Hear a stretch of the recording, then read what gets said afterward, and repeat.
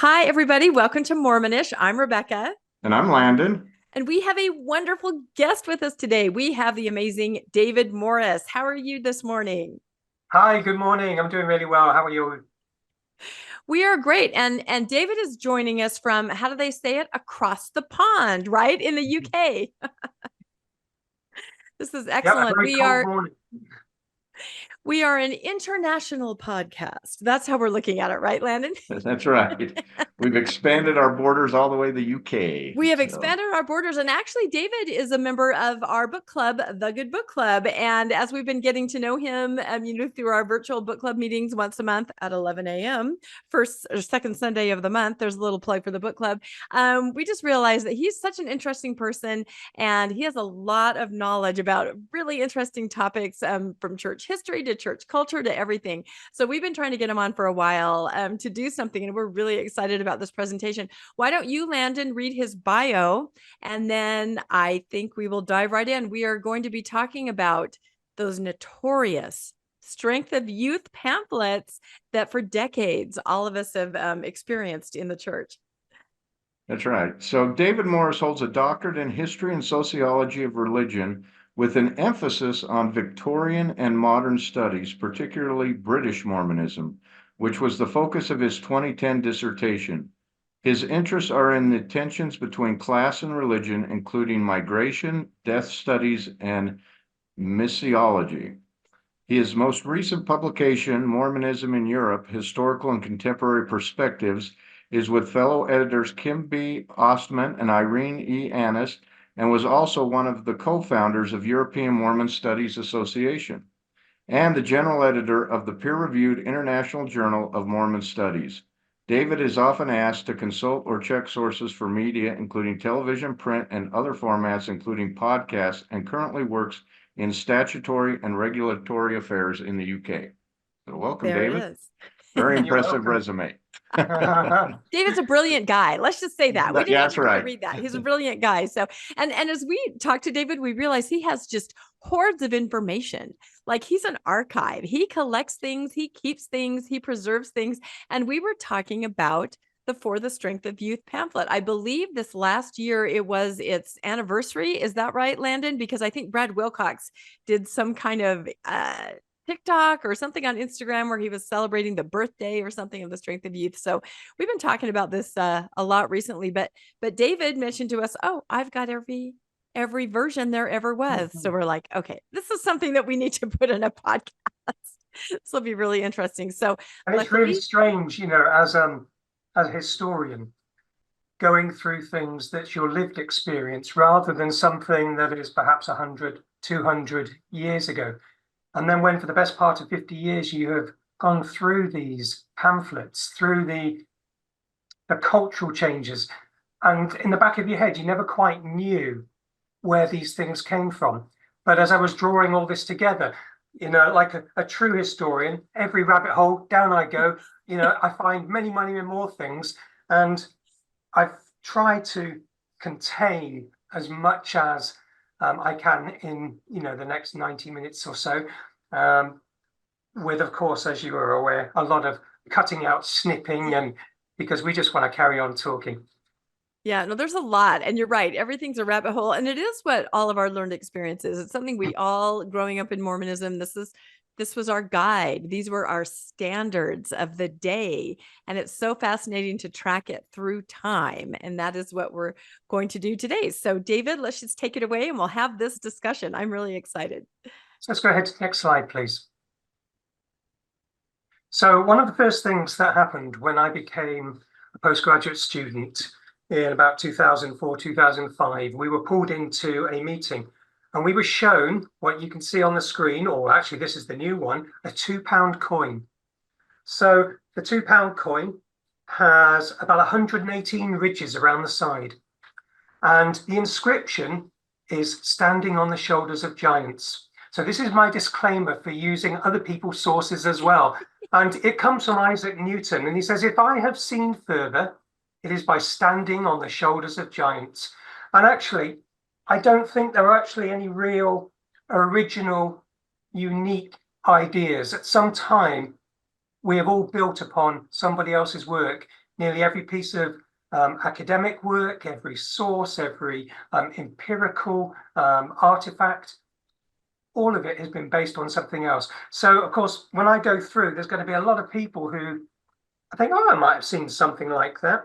A lot of the source materials have come from the church archives. It's fantastic now that they are online. They're digitizing a lot more sources. We've also got the improvement era, the Millennial Star, but also other people's academic work. For example, Jared Jepson, he's done some work around this area. There's Katie Clark Blakesley, who's also done something on a style of our own, which we'll talk about a little later. But most of our discussion today will focus as the main outliers from about 1950 onwards. Can you move to the next slide, please? You know, one of the difficulties that we have in Mormon studies, and actually other studies that have a very close, tight focus on their own topic, is we seem to think everything is within a vacuum. Other things in the world happen. So when we talk about difficulties, when we talk about issues, we've got to remember, actually, Mormons aren't the only ones who are suffering with these. So what I wanted to do is just have this one slide to say, in the period that we're talking about, and all of the interactions of church leaders on morality, there were the key tensions. For example, in the States, and I'll focus it mainly on the States. I'm not a US theorist or a US historian, but I think most people will be familiar with these. The Race and Ethnicity Board with Brown versus the Board of Education, the Montgomery bus boycott, women's right, equal pay, the civil rights. Of course, the US Supreme Court struck down a law restricting access to contraception for married couples. International tensions, global decolonization, particularly the European nations in Africa and Asia, where many of the countries were fighting for their own independence. Some may remember the atomic age, the duck and cover. Now, I remember a lot of the Cold War issues living in Berlin for a number of years in the 70s. There was the rise of communism, proxy threats. You had Cuba. You've also got the Berlin Wall, Korea, of course, more prominently for United States, Vietnam. So there were real threats, there were real anxieties, there were things that people were really worrying about. Their whole way of life was being challenged in lots of different areas. Now, this also was on the tail end of McCarthyism. In fact, suspect everybody, believe nobody, and challenge everything. You know, communism was seen in the deepest hearts of US establishment. But in terms of middle class, normally white families in the United States, they had increased affluence. They were becoming more educated. And particularly for women, certainly around 1961, we see a lot more women going into NASA, and certainly those women of color going into NASA. But there was also intellectualism, significant decline of churches. And again, that's where I put the whole principle of accept nothing, challenge everything. So this really was a period of the growth of the hippies, the refusal to accept establishment, but it really was as challenging the traditional conservative dream. Can we move to the next slide, please? But there were other tensions that were also going on. And we've got to consider moral tensions.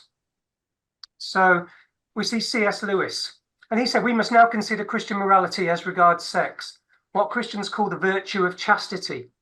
And he said, the social rule of propriety lays down how much of the human body should be displayed and what subjects can be found to and in what words. So quite often we will hear this tension, won't we, about if you are not modestly dressed, you must be immoral, you must be unchaste. And he gives the example of a girl in the Pacific Islands, wearing hardly any clothes, and a Victorian lady completely covered in clothes might be equally modest, proper or decent according to the standards of their own societies.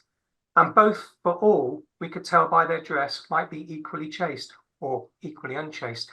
And this got me to thinking about a recent statement by Dieter F. Uchtdorf when they launched the Strength for the Youth in 2022.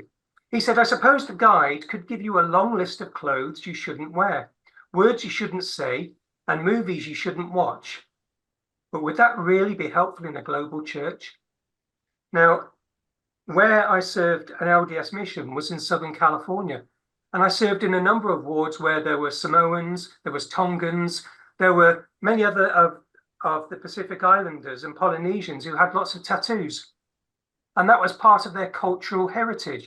I remember them wearing the lava, which you think, where does it define in earlier modesty that men would wear the equivalent of dresses? I think of those from my ancestors, of those Scots who wore kilts, compared to a white middle-class understanding of what is appropriate, a dress suit or not. These would be outside of their comfort zone. However, I wouldn't want to tell any of those other cultural influences that they're wrong. Can we go to the next slide, please? Yeah, I think that's very forward thinking. I was going to say of Elder Uchtdorf, because he's absolutely right. Culturally across the world, everything is different. I recently saw some pictures of sister missionaries in Africa, sister missionaries from Africa. And one of them had, like I have, porn shoulders. And people were commenting, they're like, is that a new standard? But it just seemed to be normal. She had a beautiful dress on and it just didn't have the longer sleeve like others. So I feel like culturally, what are we supposed to do? Everyone has a challenges, doesn't it? The missionary sisters who were able to wear dress slacks in suit form in 2018, I think it was. And it was only the year before, in 2017, the church officer building allowed female employees to wear formal dress slacks. And it doesn't reach to me as a very forward modern organization when we're still restricting to some extent how women and girls can dress in formal or work settings. It's quite difficult. But as you can see on the screen, I thought, well, are these modest, or are they chaste, or are they skimpy, or are they immoral? And I think my thesis would be modesty is a social convention and doesn't necessarily imply chastity. And that certainly supports what C.S. Lewis has said, and actually a number of other sociologists. So I wouldn't want to tell the woman on the right, first of all, that she's breastfeeding in public, which is clearly an issue for many people, nor would I like to tell her that she's dressed immodestly. Certainly not when she's carrying a machete. No, that would be an issue. Yes. Which, I'm very happy to believe that she is, in an appropriate attire for where she lives. However, if you're in England, it could be a different matter, and it'd probably be a lot colder. I thought, what about the middle picture? Again, this is a really good demonstration of Polynesian people who dress appropriate. And of course, this is the church-sponsored Polynesian Centre, which I just thought I had to include because on the one hand, we're saying that the church should be, that women should have all their arms and shoulders covered up. Men should be, not have any tight tops or missing, their tops as in here. And yet for the purposes of cultural explanation or tourism, in that setting, it's quite appropriate. So I don't see a problem with it, but it seems that there's a split thought in the church that you wouldn't go to a church meeting dressed as such, but they would also criticize them or other people in that manner. And of course, the one on the left is the modern depiction of a Victorian woman, very, dressed up. Everything's, tight, smart. The size of the dress is not to defile the female form. So that gives an idea of some of the issues, either the moral tensions, the cultural tensions. So let's have a look at the LDS world, because the leaders of the church have never been short of giving comment or criticism to those who may appear to be immoral. Can we go to the next slide, please? Yeah, especially the women. Especially. Yeah, and so yes, I had over 50 quotes from 1830 to about 1900 about the way that women were either not respecting their males or the leaders, or weren't doing their wifely duties, or they weren't dressing appropriately. So I thought, okay, I'll leave all of those alone. And I'll see if we can actually find some things from 1900 onwards. So two stuck out to me. One was the significant First Presidency letter to the Sisters of the Church. And that was by Joseph F. Smith, Anthony H. Landon, Charles W. Penrose.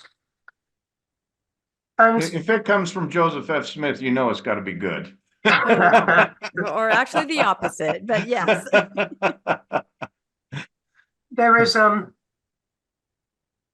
think there is a very unfair balance in the way that women are identified, treated, criticized, or prescribed the way they must act.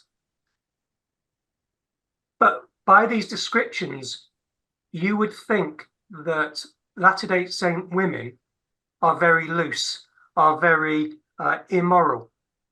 And certainly in my studies of early Mormonism, especially British Mormonism and the modern era, I don't really find that.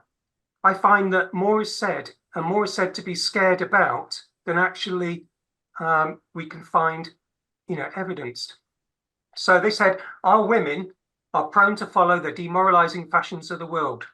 Let's be clear, our women, he's talking to Latter-day Saint women. And some of the daughters of Zion appear to vie or compete with one another in exhibitions of modesty and actual indecency in their attire. There was a little bit more of that. But the leaders of the different organizations decided, actually, we're going to respond to this. And so, of course, it went out to all of the different women's groups, basically cover up, keep quiet, be very chaste, and really be subservient. That's really what it's about. And yet, I don't see, now other good historians may point out to me, well, there was a lot of illicitness in the early church. Yes, there was an issue with prostitution in Salt Lake in from 1900 onwards or thereabouts. Actually, some say a lot longer, but I don't think it's as widespread as the brethren seem to have said, particularly when they send it to all the sisters of the church.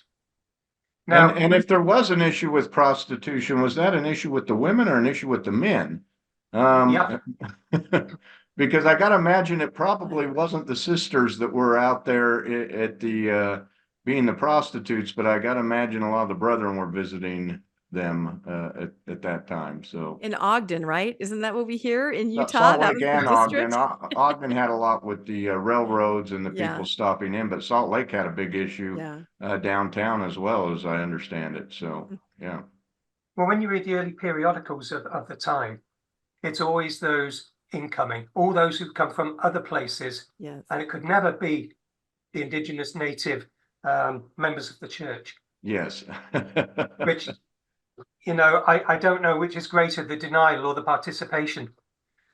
I was struck by some of the things that leaders like Reuben J. Clark have been saying. And we've heard it a couple of times, but he said, I'm sure you girls do not appreciate, again, addressing the girls. Very rarely do we see it to the boys. It may not be the older ones, that the nudity which your fashions now sanction and indeed call for has its origins in those minds which seek to so clothe you that you may appear to the baser passions of men. And if so clothed, you shall be assaulted. Take at least part of the blame to yourselves. Oh my goodness. Yeah, that's very prevalent in the church, that whole idea. I was raised with that too as a young woman in the 70s and 80s. Absolutely. It seems to me, yes, it may be cultural and of a time, that women were to look to men because they were the strong. They were the ones who would uphold the family discipline, the family values. The men were the ones that would go out to fight. The men's were, word was final. But how is it then that when it comes to women, that men can then be so weak, that they have no self-control, that they seem to, as a lot of the articles that I've read in pulling these things together, make it that actually it's the women at fault. The man, oh my goodness, he was so tempted and he fell just like that. I can't see it in lots of other cultures being that way, because it totally undermines the responsibility of a male. You know, particularly when you look at the early church, and it's the brethren who are going to set the example. But that's something that we'll come to a little later. That's problematic. Yep. Yeah, But very again, problematic. you know, this was in the improvement era in 1946, and it was entitled Plain Talk to Girls. So if we can go to the next slide, please.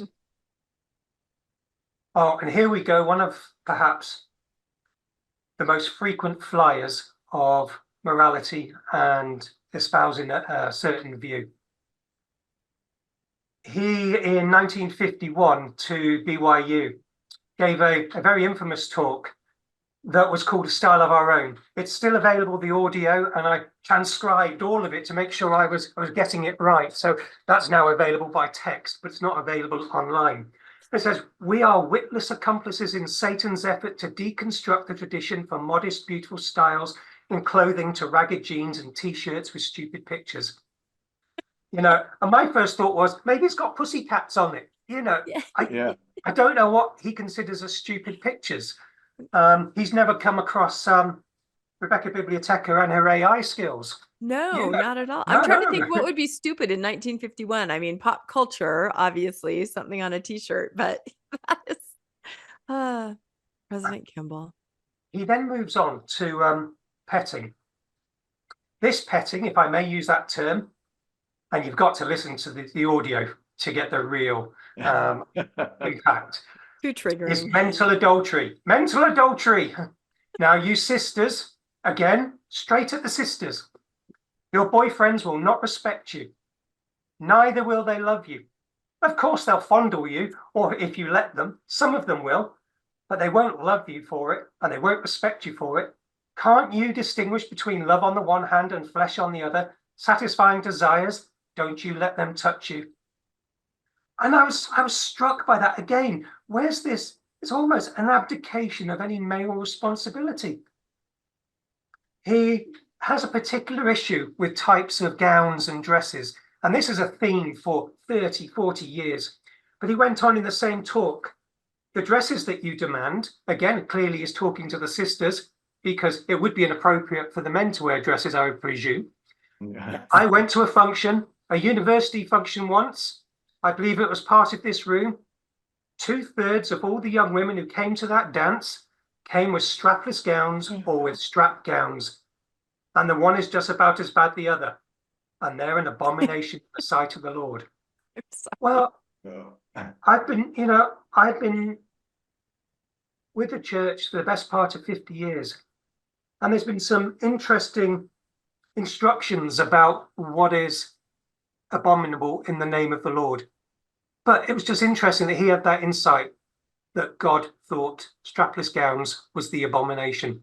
Yeah. And I have to say, at BYU, since I spent a number of years there, decades really, they have pictures of the former beauty queens, homecoming queens down hallways at administration buildings, and they were wearing beautiful, elegant, strapless, sleeveless gowns in these pictures. I don't know if those pictures are still displayed, but I just read something on social media the other day. It was someone who was, I think, clearing out their grandmother's things or talking to their grandmother. And the grandmother said there was such a thing called a Kimball cape, a cape, CAPE, meaning when President Kimball would visit functions, and the grandmother specifically mentioned a university dance, he was repelled by the sight of a woman's shoulder. And he insisted that women wear some kind of a cover-up known as a Kimball cape. I've been trying to research this to see if I can find more about it, because that to me is right in line with President Kimball. He seems to be very upset by, different things having to do with fashion or showing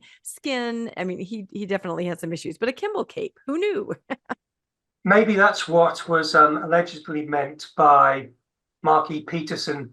After 44 years of marriage of never seeing his wife in a state of undress, maybe she was caped. Maybe that's what it was about. Maybe she had a big old cape that she wore all the time. I don't know. Yeah. This goes back to your picture and your, the cultural with the Polynesians. We saw that, the women had, the bare shoulders. It would have been equivalent to this. And yet that seemed to be acceptable based on the culture that they're from. But then is it that white women can't display their shoulders, but Well, it's a whole brown other women issue. can? Yes. Or is it, white women have a Victorian modesty level and others can have a lesser? I don't know. It seems a little odd that they allow that at the cultural center and don't allow it to anywhere else, that it's tempting to one culture and not to the other, I guess. But the other thing that seems odd to me here is this, he basically makes it sound like, well, if people who love each other don't touch each other, which is just odd. If someone touches you, they can't possibly love you. And I think that's just completely out of reality there. People who love each other touch each other all the time, is what I'm trying to say there. Well, he's Spencer W. Kimball also then reminded the mothers, and he did this in a number of talks or presentations. And the last extract that I pulled from that talk, this is probably the first modesty talk of the 20th century. He says, and I don't know what our mothers are thinking about. Who will let their little 15, 16, 17, 18, 19-year-old girls wear gowns that are immodest? This seems to be the common thought, that it's actually the mothers who are to be responsible. What we've got to remember, these are the baby boomers. These are those who are post-war that are now coming into teenage years.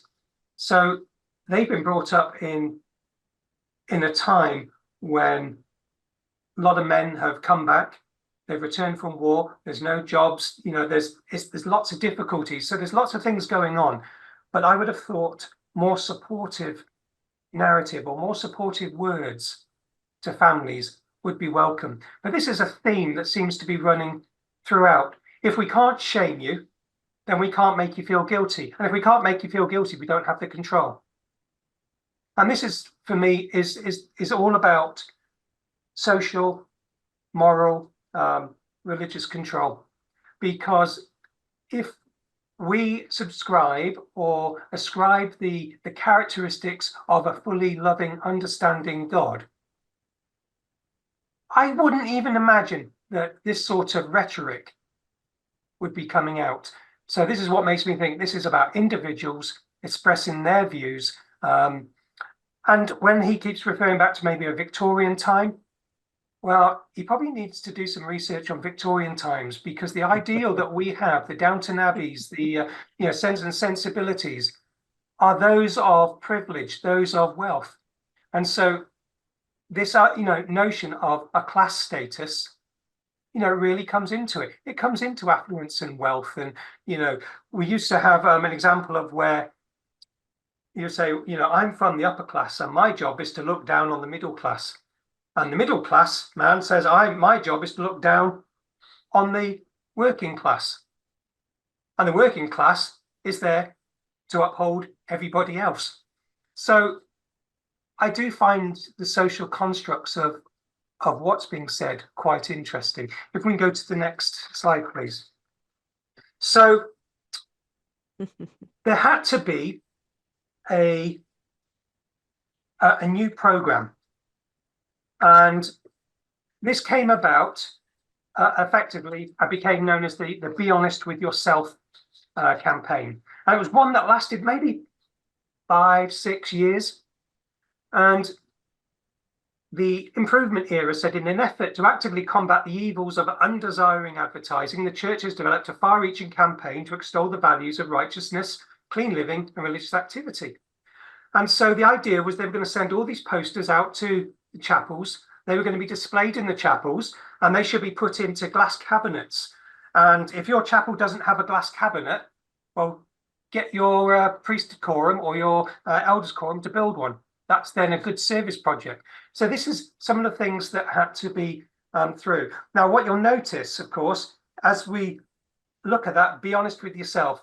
Then there was another page attached of a little narrative or a story. There was one especially around the good men of the world, which Ezra Taft Benson was very pleased with, if you know his politics. But this one is about virtue as its own reward. So primarily it was there for the youth, but you could see, in the background, the hugging, the raising of the children, and looking dotingly at each other.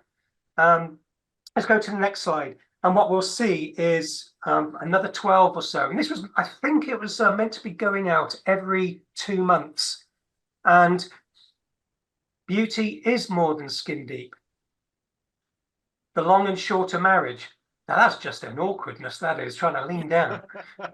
I don't know what's happening there. With a For our tall guy and a listeners- short woman, yeah. For our I listeners, know, right? you might want to think, for our listeners, of accessing this on YouTube just to see these amazing visuals that David has put together, because they are just a series of posters, you know, in the old style 1950s art, and slogans, you know, just explaining the morality of the day, right? That's basically what it is. The flavor of these are great, David. Thank you for putting And these together.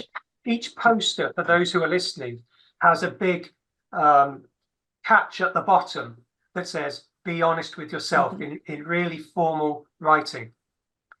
And They're kind of Norman Rockwell-ish, you know, they're Yeah. trying to get that homey Yeah, they're nuclear Americana feel. family. Yeah, Yeah, they nuclear remind me of the family. covers of old Nancy Drew books that I used to read.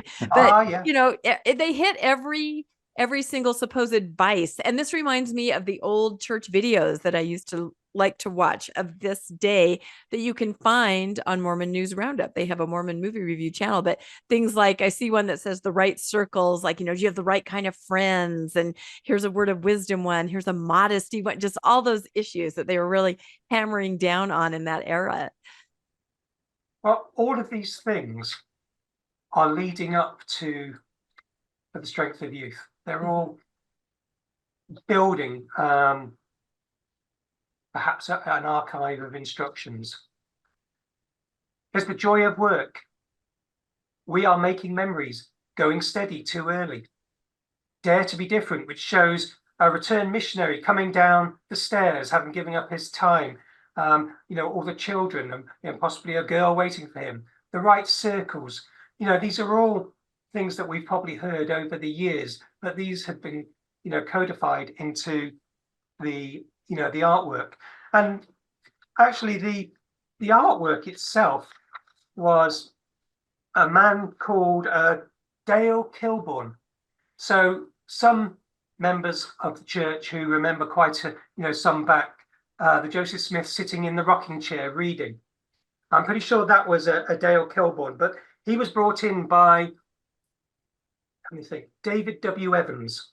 So David W. Evans was an advertising executive. Mark E. Peterson brought him in, and they decided they need to do this properly. So this was a big international campaign. Of course, if I remember rightly, the person who had just taken the reins of the media department was one Gordon B. Hinckley. So Gordon B. Hinckley, certainly for the rest of his life, had been involved with a lot of the mainstream media, engaging with the media, and one of the very few that would go on international television with Larry King and many other things. I don't think we would see that today, but certainly the church has been involved in a lot of media campaigns. If you remember the Michael McLean-led music videos, Families Are Forever.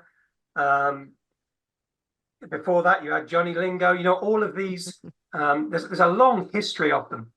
Okay, let's go to the next slide, please. It's amazing. I think all those campaigns turned into victories for Satan. You know, you had the Meet the Mormon campaign that turned into a victory for Satan. And I think nowadays, if you say, be honest with yourself, that's also a victory for Satan, because they tell you, no, you got to follow the brethren. Don't be honest with yourself. Follow the brethren regardless. So a lot of victories for Satan in the campaigns. Well, you know, it's a strange thing. While I consider myself, you know, certainly as a post-Mormon after 50 odd years, I'm sure if you cut me in half, there's still Mormon DNA somewhere in there, because it is interwoven with almost everything I've ever done. So when we challenge these things and you step back, it may be difficult for some people to consider some of the issues that we raise. So again, Mark E. Peterson decided he needed a new program. There were three key areas. The church was expanding worldwide. So on the left, you can see just during the 50s and the 60s, and within 10 years, the church had doubled its membership from 1.1 to 2.3 million members. And significant of them were coming from Europe, particularly Britain again. It was leading into the time of the baseball baptisms and the different ways that members were brought into the church. What are baseball baptisms? Oh, okay. So the baseball baptisms or basketball baptisms, there's different versions of it. Bathtub baptisms. Yeah. Basically, the missionaries would get groups of youth, certainly in the UK, and they would play baseball. They would create leagues. And of course, having all those youth at their hands, oh, you're over 8 years old. And then they invite them all for baptism. So it's like mass baptism with yeah, ulterior motives, not really explaining what they were getting into, but using things like sports or, the bathtub baptisms were, remember talking to Lila Tuller, Hartman Rector Jr., driving around with a bathtub on top of a van, pulling it out and dunking people. So, yep, it did. But you know what strikes me? And Landon and I talk about this all the time. The church was so small when we were growing up. I thought it was everything. I thought it was the world. I thought everyone was a Mormon. And when I read these stats, even though they're saying 2 million, that's the year I was born, 1965. Yeah. It was so small. I can't believe it. I'm just like, what are the odds, right? That I end up here? It's just amazing. Tiny. Well, in the 70s, there weren't particularly any large branches. There certainly really wasn't any wards, not in the UK. I think the first state was 1960, but then it was very, very slow. And so we were still considered, and actually even into the 2000s, the mission field. There's nothing more that offends a person from out the United States by saying, oh, well, you must be the international member. Well, hold on, actually, Rebecca, you're an international member to me. It's and we find that a lot in the academia, particularly of those who look into Mormon studies from a certain perspective, always looking out from the mountains towards the world. It may be a worldwide religion, but it's still dominant from a certain area of Utah. You're the diaspora of Mormonism. Well, the other thing that Marky Peterson was concerned about. Now, there's an irony in what he's saying here, and I'm hoping that you may pick it up. Now I ask you, do you want an early child marriage for your youngster? You know where I'm going. For a 10% chance of that marriage being successful, do you want to take the chance on immorality that forcefully confronts you if you permit your child to date early, and especially if you permit your child to date steadily? Are you willing to assume the full guardianship of your own child and protect the child from its own whims and the whims of others? Well, it certainly worked for the Kimball family in age gone, and it certainly worked for Fanny Alger, at an early age. So there is some irony here that what's right apparently in one decade probably isn't right in another, or perhaps it was never right. Well, it's interesting here because you mentioned young marriage and increasing divorce, and that was the church right up almost until World War II. You had older men marrying very young women, and then when the manifesto came, the polygamy manifesto, everyone had to divorce their wives who all married, but following the Lord's guidance. So here you are doing exactly, he's worried about exactly what the church has led people to all the decades previous, and now they're doing a 180 and saying, no, you need modesty, chastity. This is the turn to the nuclear family that we talked about a couple episodes ago. The sealings were not done between the nuclear family previous to this, but this is where we see them starting to change to a nuclear family model from the polygamist model that was common to the church for the previous several decades. I do have some sympathy and some real feeling for the families who followed what they felt was the right thing to do, and that God would uphold them. But as we saw many times when many of the missionaries had left on their missions, leaving wives and families behind, very rarely did the church ever look after them. And so when you go into the 20th century, those who were part of the polygamous families, and they were told, no, we don't practice polygamy anymore. No, really, we don't this time. They had to fend for themselves. So it's mindful for me of many of the single parents of the church that I've come across over the years that often need that extra support. But somewhere down the line, it was then seen as, oh dear, someone in need, where's their self-reliance? It's quite awful.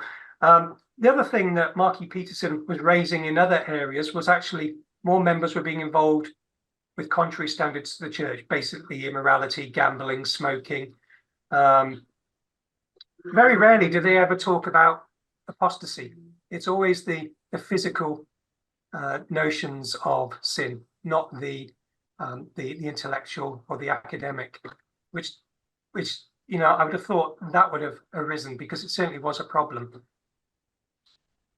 I think it's easier to tell people.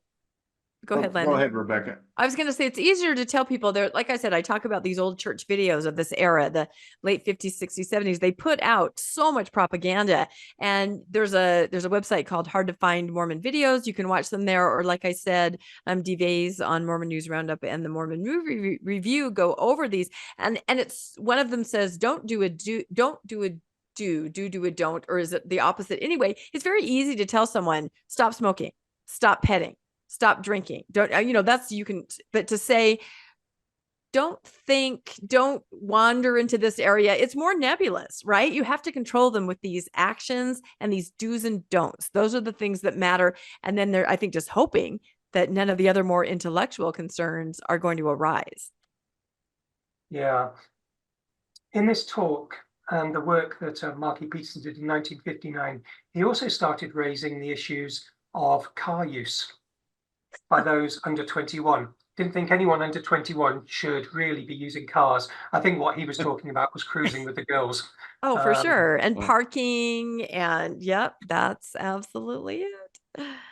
I mean, I had to look up some of the terms because they're so antiquated. I was like, oh, that's what he means. A lot of what he's saying is read in between. But the new program that he brought about was issued on a letter 3rd of November 1959 to all stake presidents and bishops, telling them about this new youth program. But before we go to the next slide, I think it's quite interesting that Katie Clark Blakesley, in an article called A Style of Our Own, she says the following: LDS church leaders employed varied and at times contradictory tactics for influencing female members to choose modest clothing in particular, rather than focusing on the more general modesty of person articulated in earlier materials. Then she says such exhortations were particularly frequent in church news editorials. These unsigned editorials had been written by Marky Peterson of the Deseret News since the beginning of the publication in 1931, and which he continued as an apostle, where he was ordained in 1944, at age 43 until the close of his death in 1984. And that came out as a part of his obituary. So I'm thankful to Katie for that, because I didn't know that, but these unsigned ones for many years were written by Marky Peterson. And they were all about the topic of chastity and modesty and morality. And he was just putting sort of a Dr. Clandestine-like kind of a thing, just putting those in the paper. And this is so interesting because we just did an episode on his Steps to Overcoming Masturbation pamphlet, which is attributed to him in multiple sources, but of course the church denies it. But this is his MO, to put something out about morality, chastity, modesty. And then, of course, I didn't do it, back away from it. So yeah, he was obsessed with all of this. And again, like you said, it's attributed to him, that quote: I have been married for 46 years and never in those years have I seen my wife unclothed. So he had some definite points of view that perhaps might not be the most healthy thing to be talking to youth about.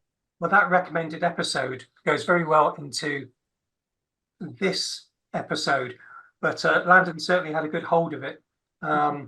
And yes. Can we go to the next slide? continues. Oh, here we go. That's right. Take it away in the comments, please, everybody. So this is where we started to get standards for youth. And it was called a most historic program. And it was reported in the Deseret News, the progress of this. But effectively what it was to be a program that would reach up to 200,000 people on each fireside. And they were going to call it the 13 firesides. The first one given by David O. McKay, and those who were selected, including Mark E. Peterson, Maran D Hanks, Spencer W. Kimball, Howard W. Hunter, and Harold B. Lee. And for those who are listening, there is a picture of them all, and also the dates for Standard for Youth, as well as an article about that. But we'll go to the next slide, and we'll talk a little bit about these 13 firesides.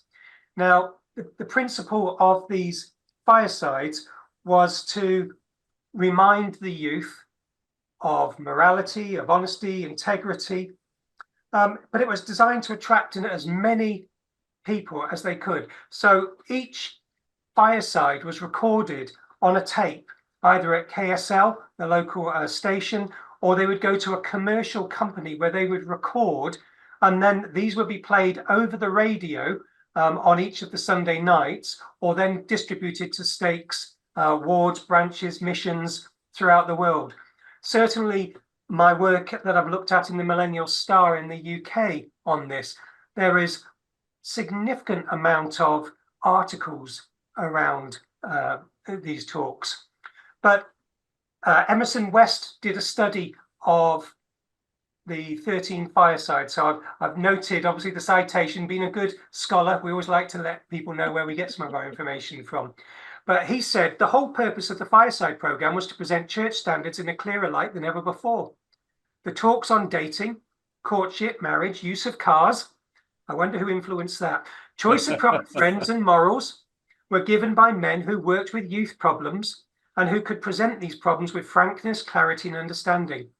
It was hoped that with this new understanding and knowledge, the young people would be more determined to live up to the church standards and find more happiness in life. Now, if I was being more charitable, I would think about, for example, Spencer W. Kimball. I've just read most of his diaries that are now available. And it does seem nearly every single day he's talking to a couple that have gone too far, a couple that have not made the cut, so to speak. So a mission, a wedding, or other ordinations have to be postponed or suspended. So I suppose if you're seeing that every day, you get a certain nuance of what you're dealing with members of the youth. You mean just being a human being, just living life and doing normal things? Yeah, I'm looking at these titles. Oh my gosh. A Girl's Responsibility. These are the titles of the different talks. Gentlemen Wanted, Youth and the Car, Chastity, Its Price Above Rubies. I mean, these are 1960s, so obviously before any of us were born, but these same sentiments when I was a youth I entered the Young Women's Program in the mid 70s. These were all there. All these things. Every one of those names I know every one of those people who talked. I remember from my youth. Still giving talks about it. Of my youth. Yep. Well, the one that raised my eyes was necking and pecking, necking and petting and dating. I think, well, that's going to be an interesting instruction. It wasn't what I thought it was going to be. But there's one that stood out, and we'll have a look at very briefly at a couple of them. But you see these names over and over again, and they become very prominent over the next 20 years or so, espousing some of the things that they've said here. It's almost like they now have a wider platform, because some of them have been saying it for some years. Can we go to the next slide, please? So in terms of whether you like or don't like a talk, I was more impressed with this one rather than just generally liking it. Maran D Hanks on the 31st of January 1960 outlined the responsibilities of the men that go dating. And he said the obligation of a young man who escorts a girl is to protect her from all harm or danger or evil of any kind from any source. Now, I would rather have someone saying, maybe in an outdated way, it's the man's job to protect the woman, rather than the woman is a harlot, she's loose and will lead men astray. Yeah. You know, it's almost very different to what the other leaders of the church were saying. He then goes on to say, it is to guard her virtue and honor and reputation under every condition, even at the cost of his own life. It is to They feel were the always same... saying that. Yeah. They were telling women, you know, if they're being sexually assaulted, to fight, even if you have to give up your life, that's better. Everything was life or death when it came to morality. It's just so dramatic. Yeah. But he goes on to say about when you take a young lady on a date, you want to enjoy yourself. You want to get to know her better. If you're wise, you have in your mind the real purpose of dating and courtship, which is to give young people an opportunity to get to know individuals, to let them develop their own personalities, and to discover these attributes and these traits. You know, that to me seems a very healthy way of outlining the purpose of dating, but it's not in a way that's condemning. I was quite I think I was quite impressed, maybe because of what it was said at the time. It was almost seeming quite fresh. If we can go to the next slide, please, and we're going to look at youth and the car. So, as I said, you know, reading a lot of Spencer W. Kimball's diaries, I was struck how most of his time was spent with young couples and burdened teenagers, and the amount of times that it's started or continued in the front seats of car. And it leads on to say that it's predominantly dealing with Utah teenagers, because they would apparently just come into the office and he would talk to them, or as he was going about on his state duties. One thing I will give certainly an appreciation to Spencer Kimball, he's traveling the world all of the time, then getting on a flight at 11 o'clock in the night to get home for 4 a.m. so he can be at an apostles meeting on the Thursday. Or he's then going the next day by train across the country. You know, it must have been tiring, even at the best of times. But he goes on to say, many of you have charted your courses, but some, like the tumbleweed. Now, I'll interject there. When I arrived at the airport near San Bernardino in 1990, came out of the airport, and all that we saw was tumbleweed going across. And I thought, where have I come to? And this is your mission. You're arriving This for is your my mission from yeah. the UK. Ontario Airport. And for what it's worth, I really loved the people there. You know, it's almost a model because there were so many different types. But he says, yield to wind or current without plan or objective. If heels are low or high, we wear them. Well, actually, who's wearing the high heels? It's probably not the males. Mm-hmm. Again, you know, he goes straight towards the females.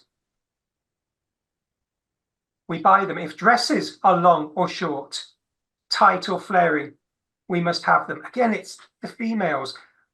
Now, if trousers fit like skin or are loose and baggy, we want them. If others butch their hair or ducktail or flat top it like tumbleweeds, we follow. But then he goes on to park in cars, dance all evening with one partner, to date in early teens because others do, to traffic in kisses, to steady date too young, to follow frivolous necking. Is there a non-frivolous necking? I'm not sure. That's what I always practiced. Mom, it's the non-frivolous type. Non-frivolous, that's right.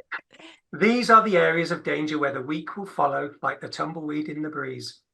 So, you know, it's really funny to hear this because, you know, he's basically saying, you kids, you all just follow whatever style you're taught and you just do it without question.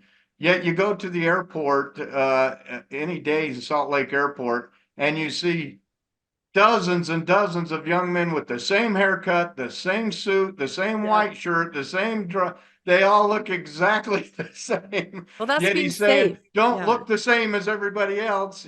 Yet no. When we say to look a certain way, that's the way you need to look. That's exactly right. You don't get to choose, we choose. Follow for our you. standard. Yep. Well, if the 200,000 people who had listened to each individual fireside hadn't had enough, the following week, if we go to the next slide, he then comes up with chastity, its price above rubies.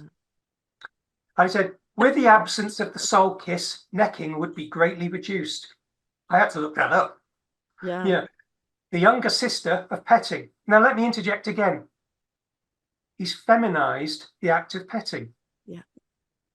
The younger sister of petting, or at least the soul kissing. It should be totally eliminated. Christ said that person has already committed adultery in their heart, who's looked upon another with a lustful eyes. Then he goes on to say, wherein every type of perversion involving sex was condemned, many with the death penalty. This is quite a threatening talk. It'd be interesting to see how the youth received it. I know there is a study that came out a couple months after this, which was turned into a master's thesis. And within there, I was greatly touched by it. I was, really appreciated it. This was the right thing to do. But I often wonder where you've been threatened with death, which he starts off with a soul kiss, necking. That has to do something to the psychology of the young men and young women of the church. I did look it up. Soul kissing is French kissing. It is. It's French kissing. Yeah, that's right. And I never knew that word till I went to a fireside. That's what I'm saying. To be raised in the 70s and 80s like I was, everything was so hyper sexualized. Every fireside was about soul kissing, French kissing. If you didn't know a word, you'd look it up and try to figure out what it was. I learned everything. My parents never had the talk with me. So church is what taught me. But it's so dramatic. Look down here where it says to realize the seriousness of various sexual irregularities, you have to read the Holy Scriptures. He's already starting on that, what becomes the miracle of forgiveness, where one small thing is going to lead to these, he's calling it irregularities, but we all know what he's talking about. And it's just so damaging, but we heard this, it was a constant theme growing up. And that's why I think it's funny when we did our episode last week on masturbation, the reason that we did it is because in the recent Jubilee mid-ground debate between active Mormons and post-Mormons, they ask a question about masturbation. Is it a sin? And the post-Mormons, of course, were just shaking our head, but a lot of the faithful Mormons kind of laughed it off. Oh, they don't really, no, these things were very real. These informed those of us of a certain age, our entire childhood and growing up. We heard this all the time, these kind of very punitive statements about anything, a normal, healthy sexual development. So no, it really did impact us growing up. And it may not be so much today, and people may not recognize that, but for those of us of a certain age, it was there everywhere. It was an undercurrent, highly sexualized. The irony, of course, is that subject was introduced to many 12, 13-year-olds by bishops and counselors when we used to do our 6-monthly interviews. And, some of the questioning, I think I must have been a pioneer because I used language that was more comfortable, and it ascertains whether they understand that level of sexual behavior. But also, I was never interviewing young girls or single girls on our own without either a door open or me sitting on the other side of the table in the front of a window, and certainly in asking them if they would like to have a parent or someone else in with them. Oh, you were a pioneer. That's great. It just didn't seem right to me that the church would replace all of their windows on doors to show top and bottom, with glass, and then be put in a position where some things could be said or happen that was inappropriate. Yeah. Let's go to the next slide, please. We've got 2 more of these. And of course, if the girls hadn't had enough reminding, Howard W. Hunter steps in on the 6th of March, 1960, and says, "What do you say to a boy who wants to kiss you when you don't want to be kissed?" Well, we would say no. But he goes on, "A girl likes to be accepted and to be popular, and she does not want to hurt the boy's feelings. The negative answer becomes easy if she's already made up her mind." Then he goes, "Petting is often a problem for a girl, but most girls know that they don't have to pet to be popular." There's this consistent theme that it's the females that seem to suffer these. And when they do, it only drags down the males of the church. Well, and what are they doing? Petting each other? Because it would seem there'd be two people involved here. Wouldn't be a problem just for the young women here. None of us even knew what petting meant. We heard this No. all the time. And I mean, at a very young age, I remember going to a seminary where it said, ask the stake president anything. And I wrote, does heavy petting include your cat? That was what I wrote on the little card. And he took it out and he read it and he goes, this is serious. And he threw it off to the side, but honestly, what are they even talking about? So The first time I saw petting was at the swimming pool when we were in British Forces Germany. We would go into the swimming pool and there's the big sign, no running, no smoking, no petting. And I said, it's a man and woman hugging. What? Why? Oh, you can't hug in the pool. It took me a couple of years later to realize what they were talking about. But, to reinforce what Howard W. Hunter was saying, he said, well, a recent survey made at several universities, I wonder if they're all church universities, but I don't know, shows that students of the opinion that a girl does not make herself popular by petting. The survey shows that petters are not desired as friends, club members, or daters, and that petting is a handicap to popularity. I'm sorry. Well, they've never watched Grease the movie, have they? No, they've never watched Grease. Well, and it's funny because at the top of this, they basically, he makes the assumption that no girl would ever want to be kissed. Because he says, what do you say to a boy who wants to kiss you when you don't want to be kissed? Right. Well, what do you say if you do want to be kissed? Well, they completely have no concept of a woman as a sexual or a girl as a sexual creature ever. Absolutely. And they make all these statements to try to protect women because they're very old school and they have no idea that, women have their own sensibilities. Women are sexual. So yeah, this is wow. Are these still available somewhere like to listen to on tape or? I think some of them may be available as an audio from the archives, but I don't know anywhere else where they are. All of the text is available. The text is available. The text that's is what available. You're taking from. So. What I was, unfortunately, so many things seem to disappear from existence. Some materials that we used to be freely able to get are no longer available, either deliberately or they've just either been thrown away and not copies. But I know that all the text for this. But at the same time, actually thinking about it, in the improvement era, there was a series of 10 articles, and it was something like How to Teenage Girl. And it's very direct. It talks about if you don't want to be fat, stop eating. Yeah. I mean, that's pretty much a quote. Yeah. If you don't want the boys to leave you alone, wash your hair and don't smell. Use lots of soap. So, I mean, this was in the improvement era over 10 months. It was quite difficult, really. If we go to the next slide, please. So finally, we're getting to the word of wisdom. Yes. It's almost an outlier now by Harold B. Lee on the 13th of March, 1960. He says, now, the word of wisdom, as it relates to your dating, oh my goodness, straight away he ties it into dating.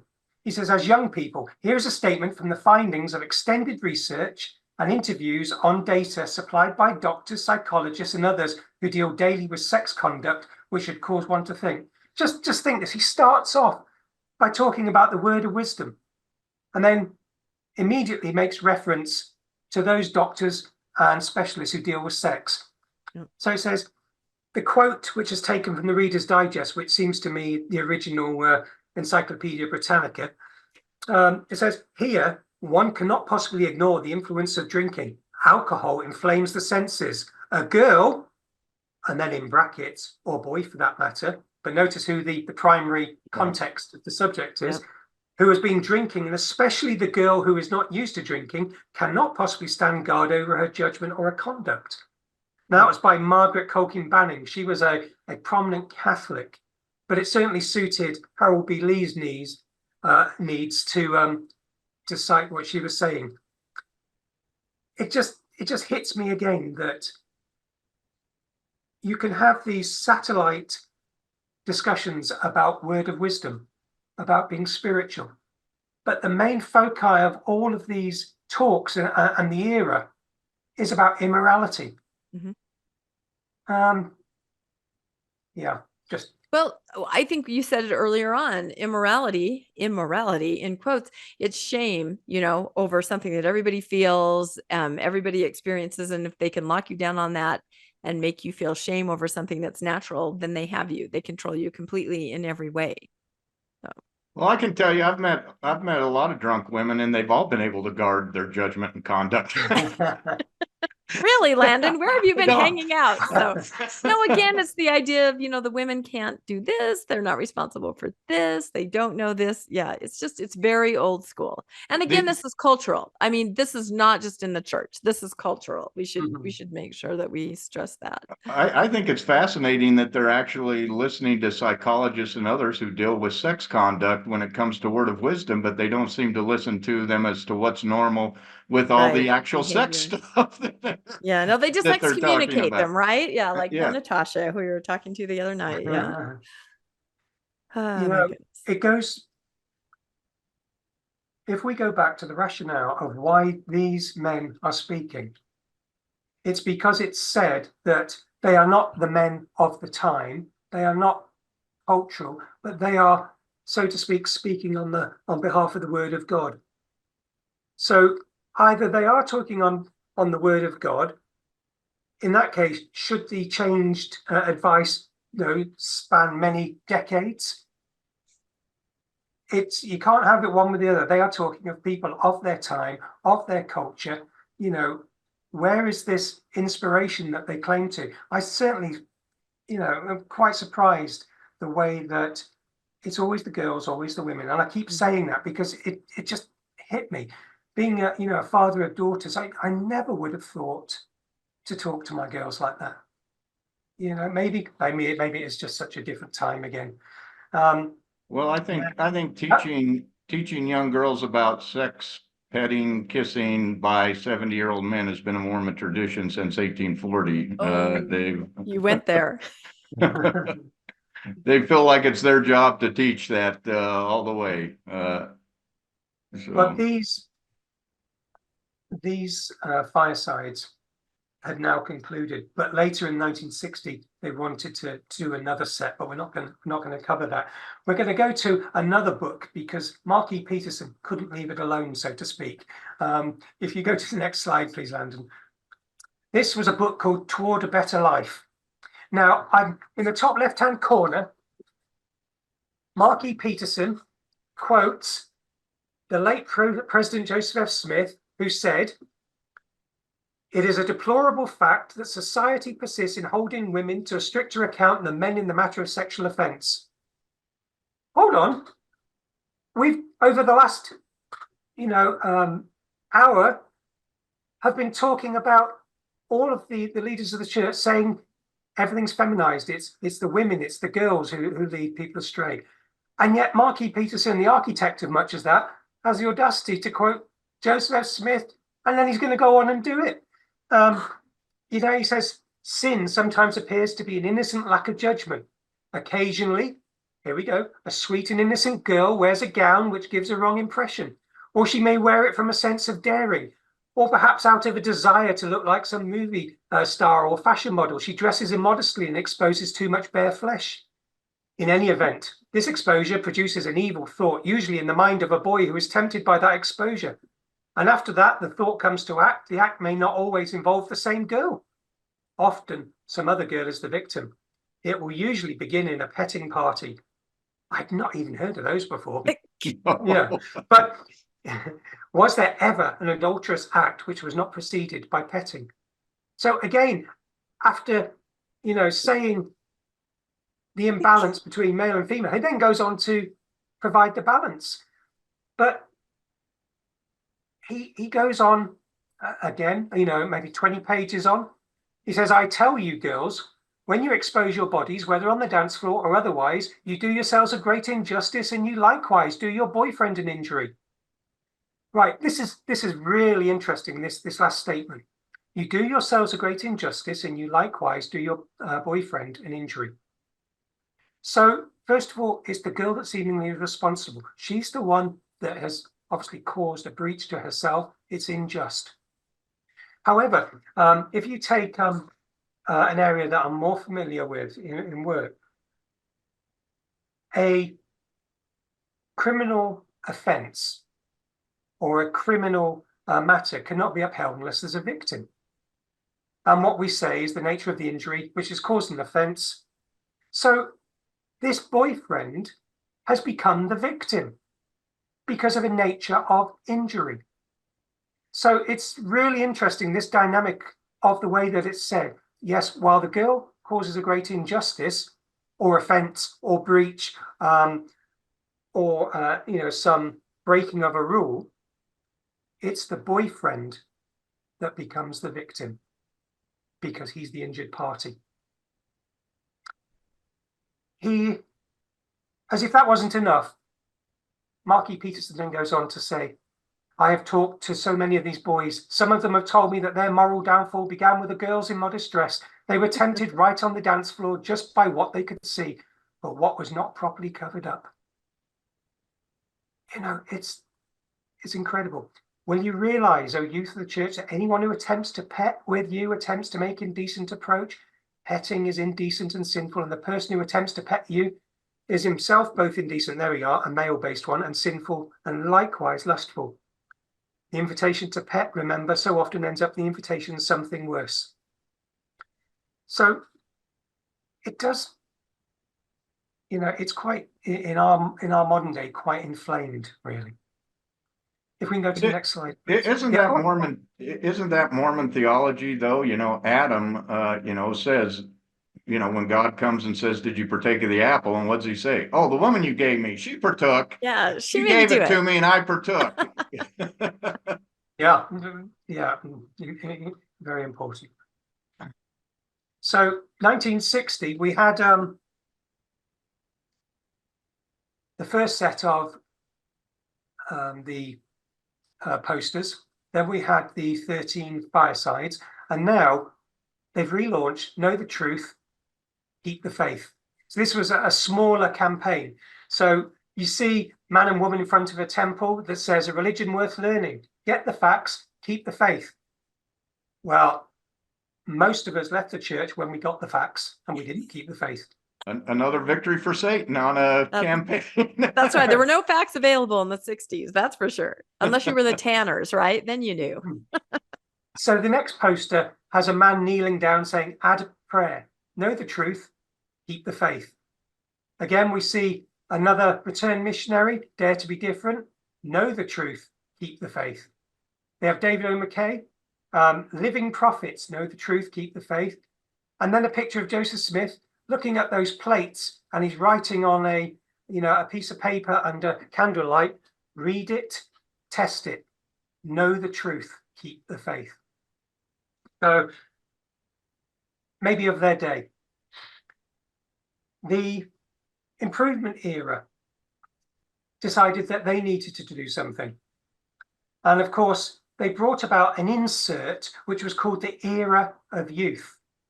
And that came out July 1960. So this was a monthly message, particularly for the youth. So we start seeing now, beyond the improvement era, a focus just on the youth. So can we go to the next slide, please? If we hadn't forgotten about him, Spencer W. Kimball comes back. And at the June MIA, or Mutual Improvement Association, it was always held in June, and it was closest to the 1st of June for Brigham Young's birthday, and that's why it was held in June. And well, that's ironic. Save the youth on Brigham Young's birthday. No self-awareness. And after 50 and a mid-decade years later, I only worked out, I knew what a beehive was and a laurel, but a Maya made, I didn't realize the Maya bit was the MIA, Mutual Improvement Association made. I never even realized that. But within this talk, Spencer W. Kimball is saying, save the youth of Zion. So the talk was given, and he outlines it by saying, employers and other people generally would look at askance and some degree of caution at the boy or girl who insists on forcing the styles into eccentric patterns. A low neck dress, the extreme swimsuit, especially out of water, a very short skirt, slacks in public, pedal pushers and shorts at the store may not be a sin, but they tell a story of poor grooming and distorted attitudes and lack of personal pride. Well, other than that first mention of a male, unless they're wearing the low-necked dress, an extreme swimsuit, especially out of the water, a very short skirt, again, that goes back to females. Later in the talk, he says, boys seldom criticize a girl for using too little makeup.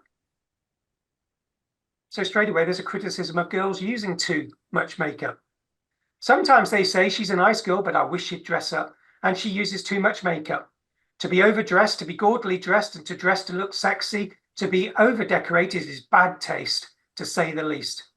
The young woman is smart who can don just enough powder and lipstick to convince the fellows it isn't makeup at all, but the real you. Perhaps there is no transgression in painted eyelids or dangling earrings or fancy hairdos, but surely these eccentricities and extremes betray character.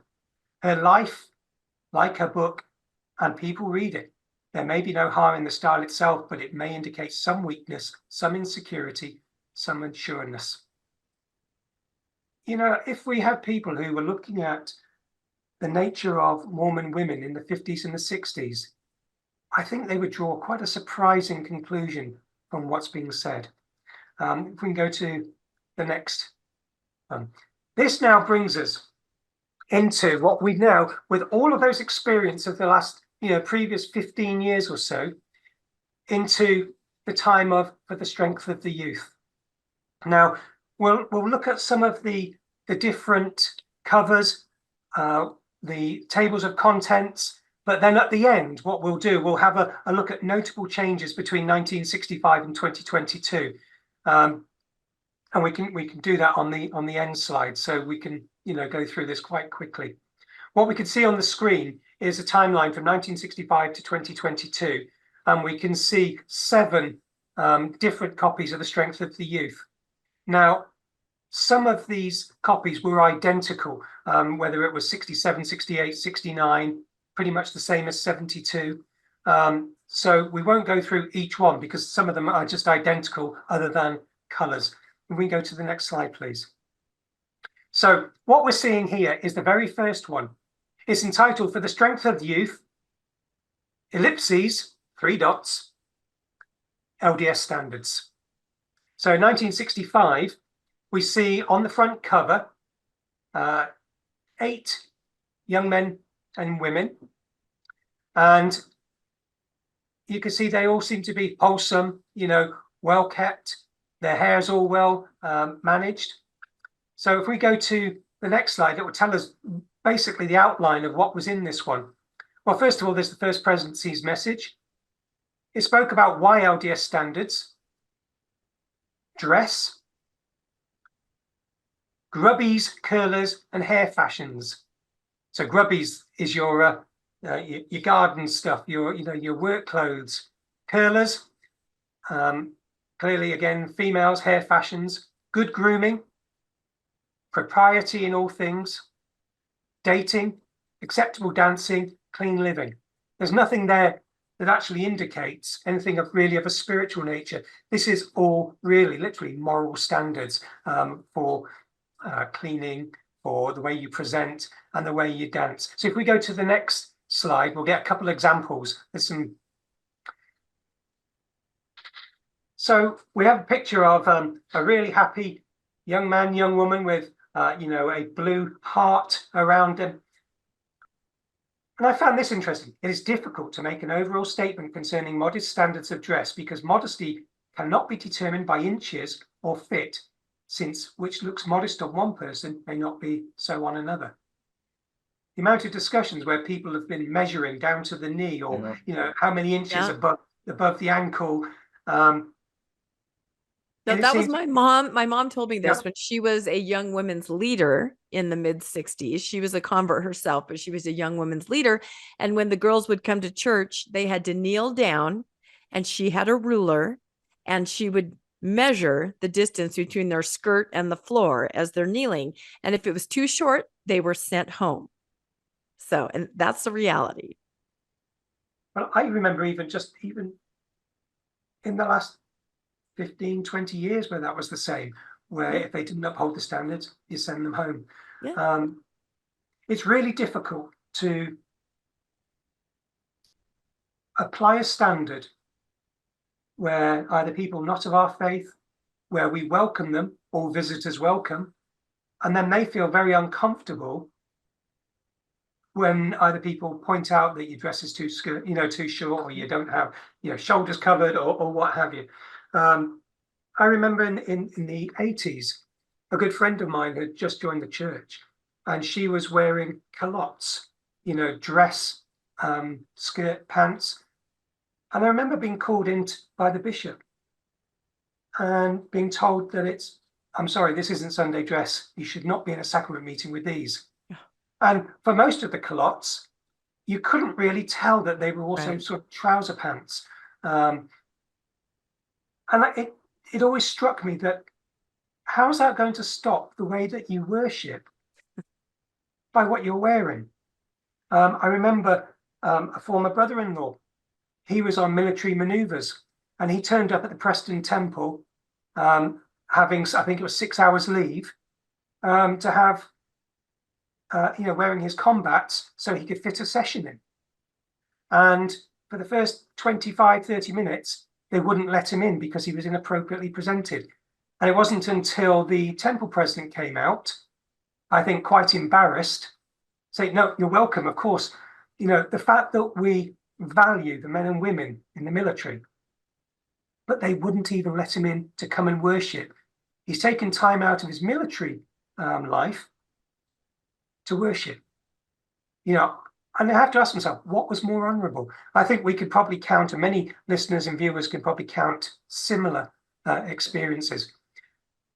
But the standards said, few girls or women ever look well in backless or strapless dresses. Such styles often make the figure look ungainly and large, or they show bony structures of the body.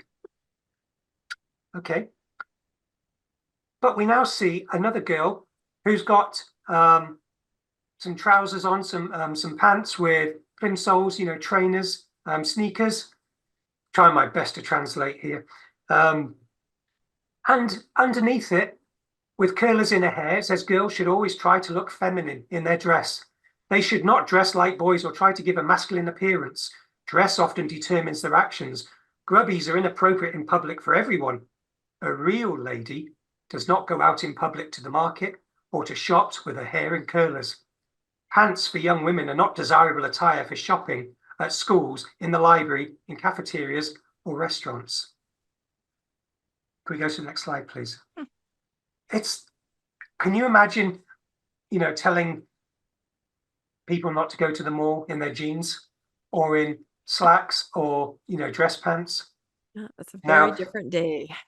The artwork is very much of its time, this hand-drawn type.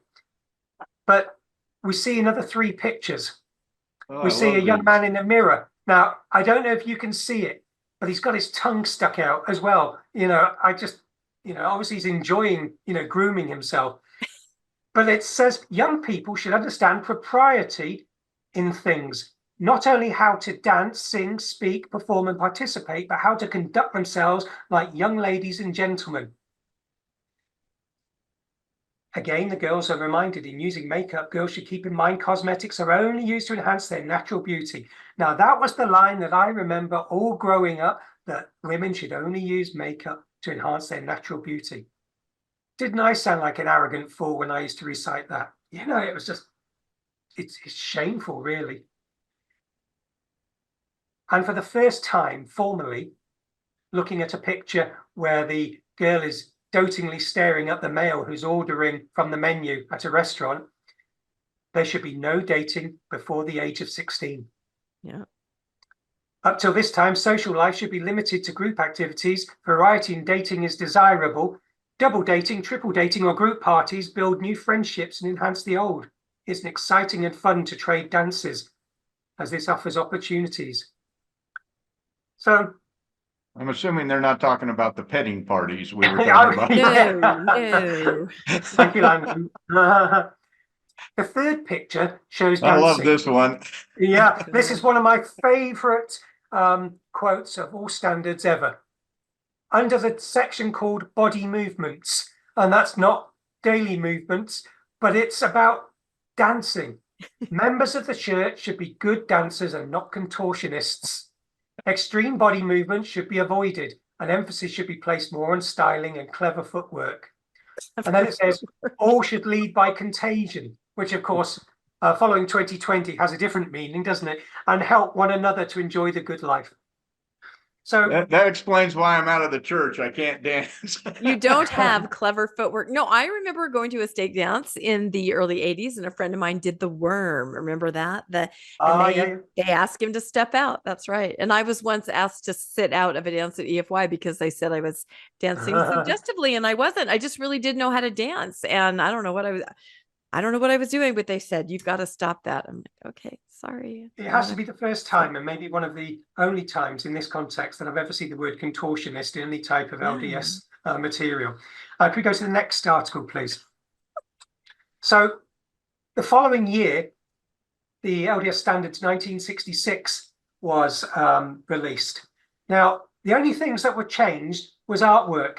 Now, if you can just draw your attention to the man and the top left-hand corner. In the previous pictures, he was a young boy, and now he's obviously grown up 5-10 years. If we can go to the next slide, please. So you can see that in the top left and right for the strength of youth. You see how well he's matured? Oh, yeah. Yeah, I thought he looked too young in the other one. I was going to ask you what the age range. That's like a primary child in the first one. So too young to hear about contortions and footwork and petting. Yeah, so this is for the older youth. I get it. You'll be pleased the guy in the mirror on the left versus the guy on the right is the same picture, other than his tongue has been removed. Yes. The girl kneeling down, she no longer seems to have those trousers on, but she's now got sandals or flip-flops and some baggy type dress pants. So that was the only real change in 66. So if we go to the next slide, please.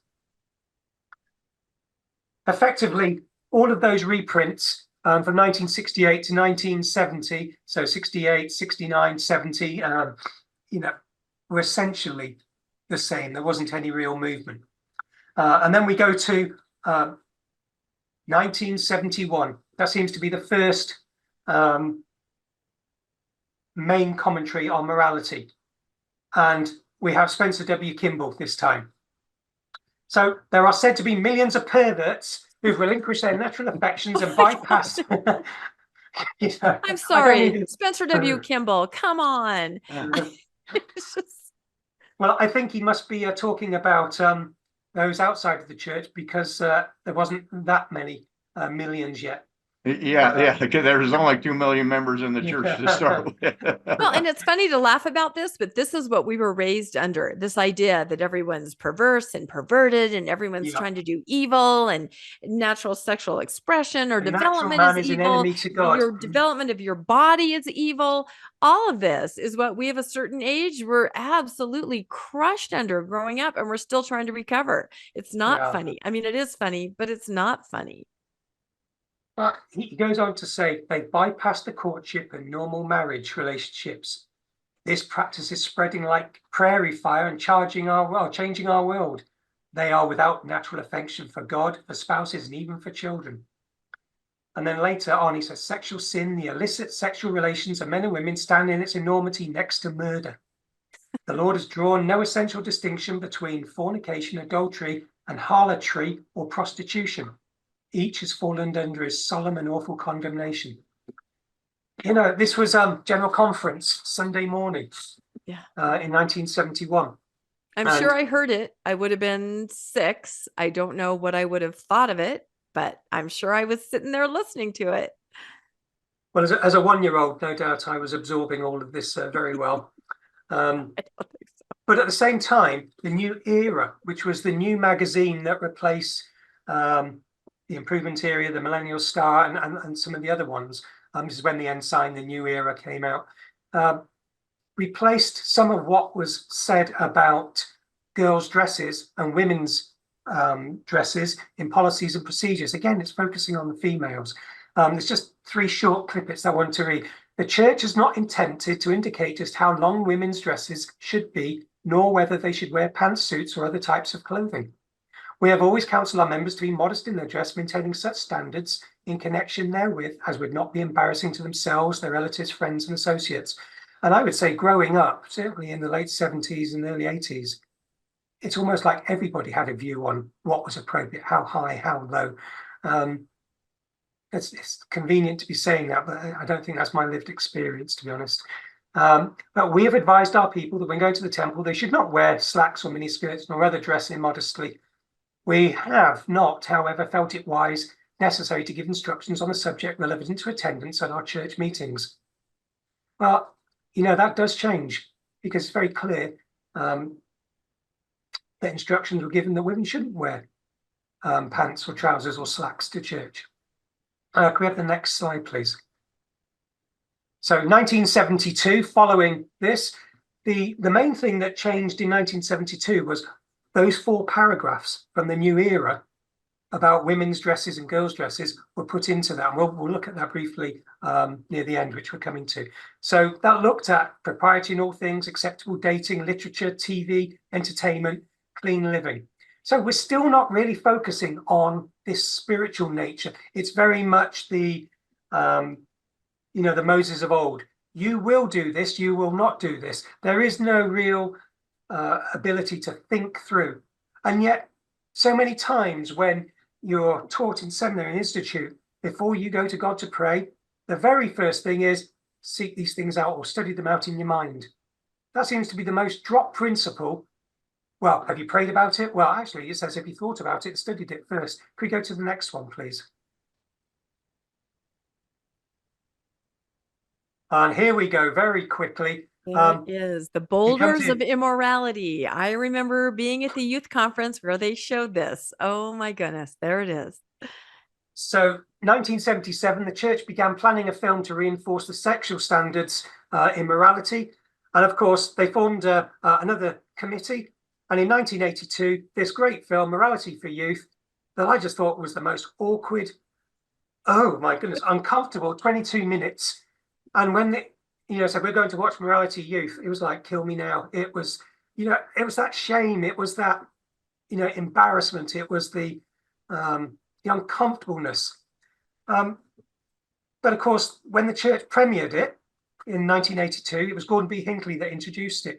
And there was this 6-page booklet that went with the 16mm film or the cassette. Now, details of how it was actually made, if anyone's ever interested, is found in, I think it's the August, but it's a 1983 Ensign article. But one key thing that comes out of that video, and you girls are untrue to yourself if the way you dress makes guys think you're interested in something different than you really are. That's playing in the rapids. So this was also the time of the miracle of forgiveness, for one that actually was only in recent years withdrawn from the church, but it is extremely damaging to many people, has lots of triggers. It's a beauty that people probably need to read bit by bit, that outlines how unworthy you all are until you come to do these other steps of repentance. And I think there's 2 pages, it's been a while since I looked at it, that lists every kind of sin you could possibly think of. This sin includes, and I'm not encouraging that as a checklist, but it's interesting to see how many you go through. If you have the next page, please. There we go, the one that probably most people are most familiar with. For the first time, you're starting to look at mental and physical health, sexual purity, Sunday behavior, spiritual help, repentance, worthiness. So this was the one that we were sent out with, and we were given as missionaries. Every missionary was given this as well. So it came out in 1990. It's interesting when you look at it. Obviously, the most notable thing for me that I noticed, it's the multicultural inclusion. If you look on the photograph for those who are listening, it's an image where it identifies 22 youth that represent different ethnic and social backgrounds. So there's 12 young women, 2 Asians, 1 Pacific Islander, 1 Hispanic, the rest Caucasian. Now, of the 10 young men, there's 1 Asian, 1 Pacific Islander, 2 Hispanic, 1 Black, and the rest Caucasian. I don't ever remember seeing any other photo, image, or portrayal of this multi-ethnic church that we belong to. If we can go to the next one. So it took another 18 years or so for the next one to go, which was now focusing more primarily on friendship, social, and spiritual elements. But it went from 19 pages of the previous one in 1990 to 44. So very historically based, but introduces agency and accountability. The dress and appearance section illustrates a more spiritual level. So it sort of says things like, your body is God's sacred creation, respect it as a gift from God. But it was also, as you can see, was the time when personal progress, young womanhood recognition, and duty to God programs were more fully correlated and promoted. I remember going through my duty to God scheme and forgetting about it at 18 because I didn't get an award. Some years later, when I came back off my mission, one of the first weeks they presented me with this sort of medal with, the pioneers and the horns. And so, it's, I suppose at the time it kept me in line. If we can go to the next slide, please. Was agency and accountability only for girls, or did they finally include the boys in this? Yeah. So 2011, the Strength of the Youth has been revised, but of course it is updated so the youth could be more aware of the issues of the day.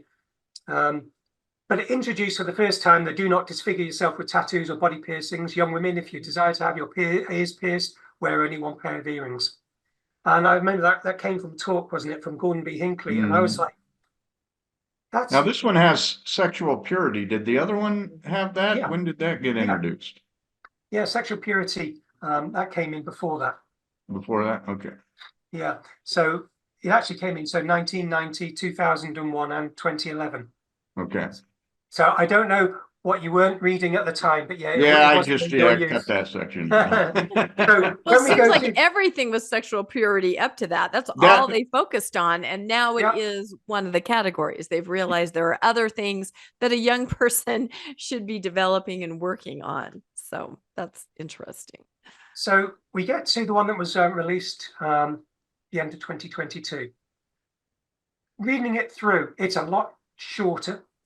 The index lists a number of topics, but when you go to the link, the topics aren't identified within the actual for the Strength of the Youth. It's now called a guide for making choices. It now gives about principles.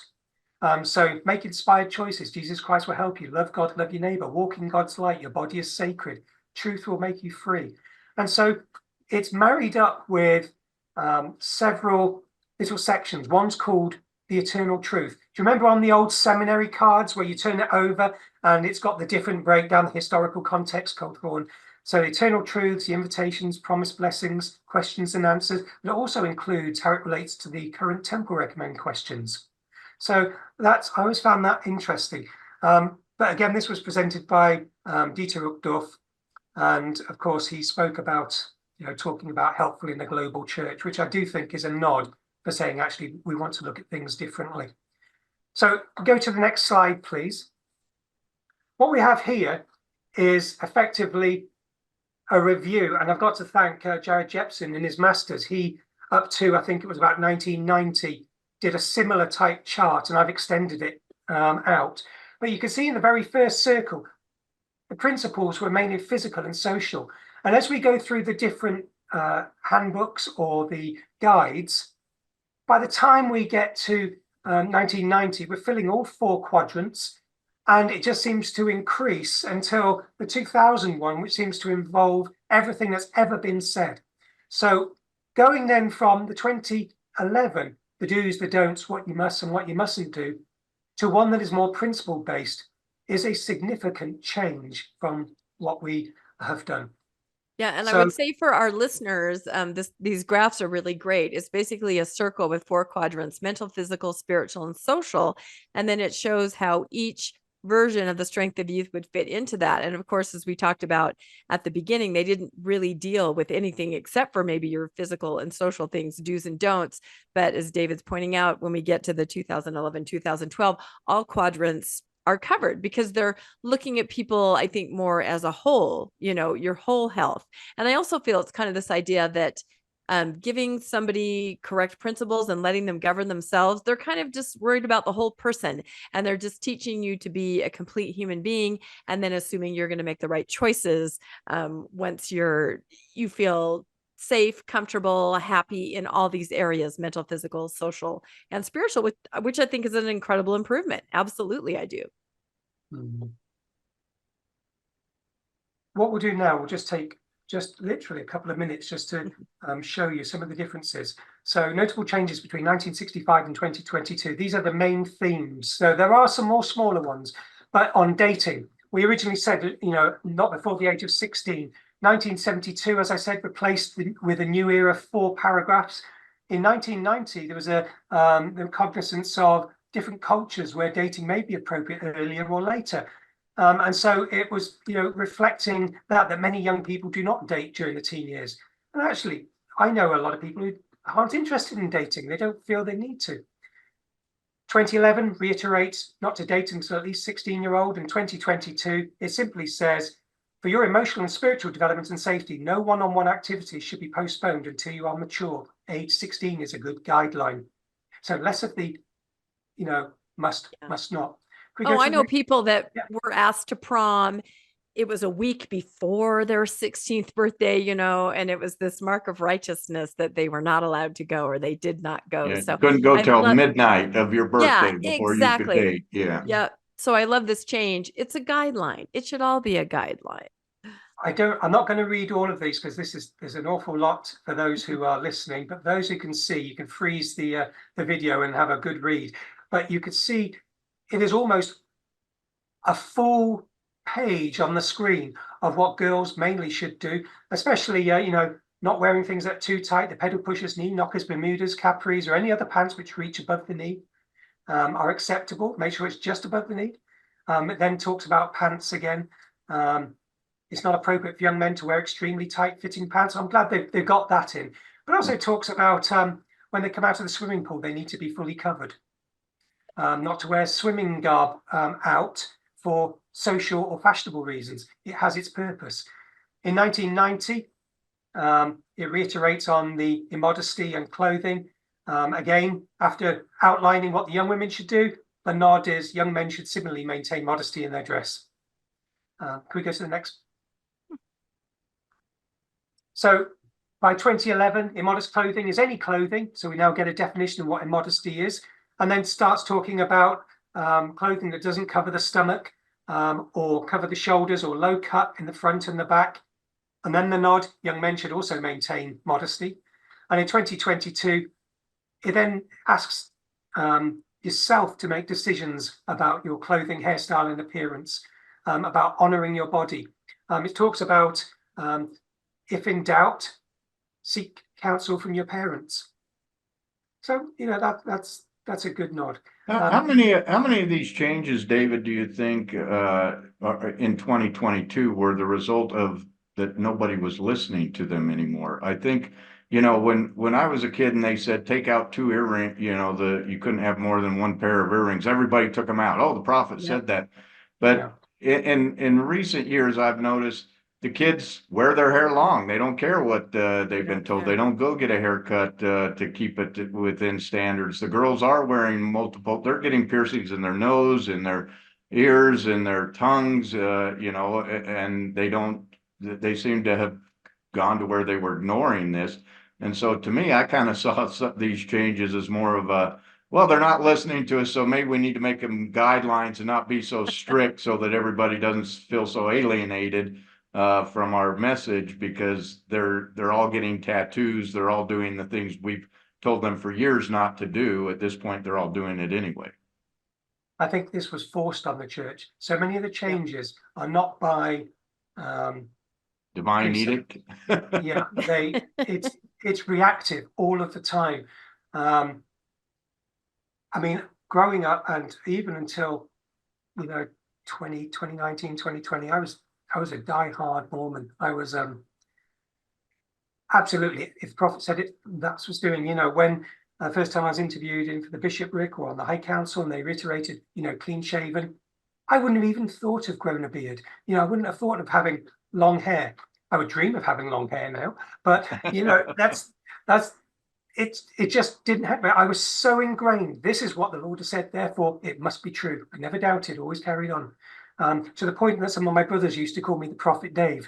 It was, for me, this was what was needed. Hence the reason what led me into studying Mormonism in the way that I have. If we go to the next slide, please. Probably the most significant change is the way in which homosexuality has been dealt with.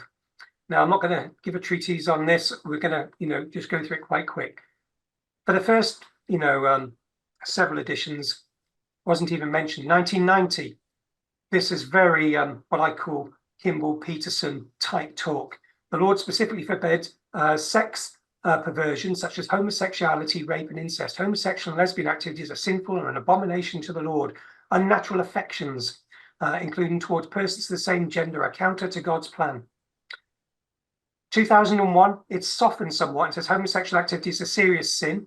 If you find yourself struggling with same-gender attraction, seek counsel from your parents and bishop.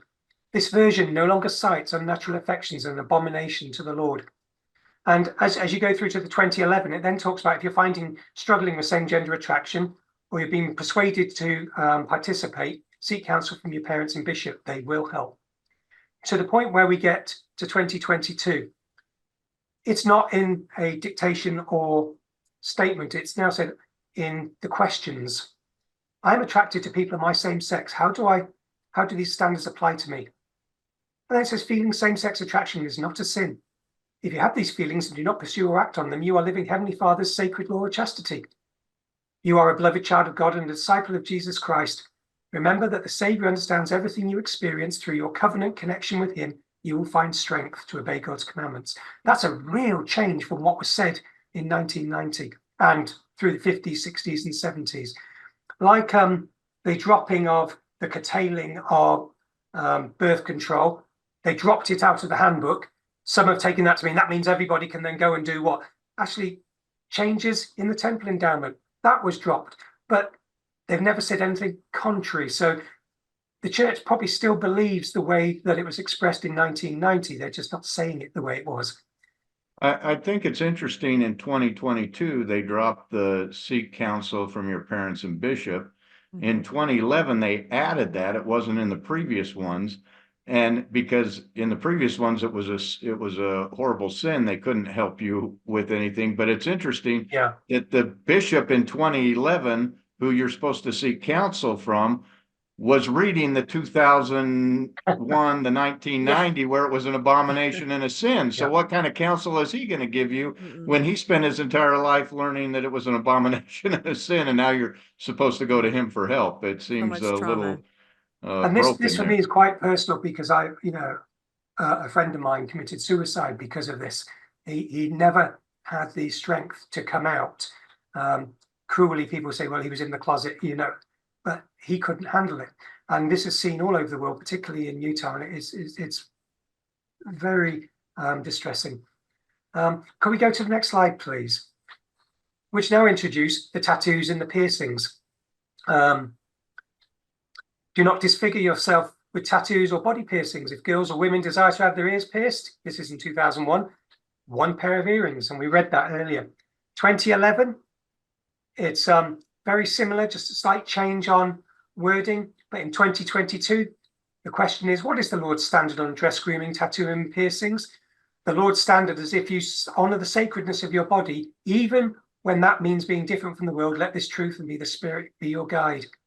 So, it's more about the individual. And finally, the last slide. dancing. My goodness, the first several ones, there was pages and pages and pages about how to dance, what to do, what not to do.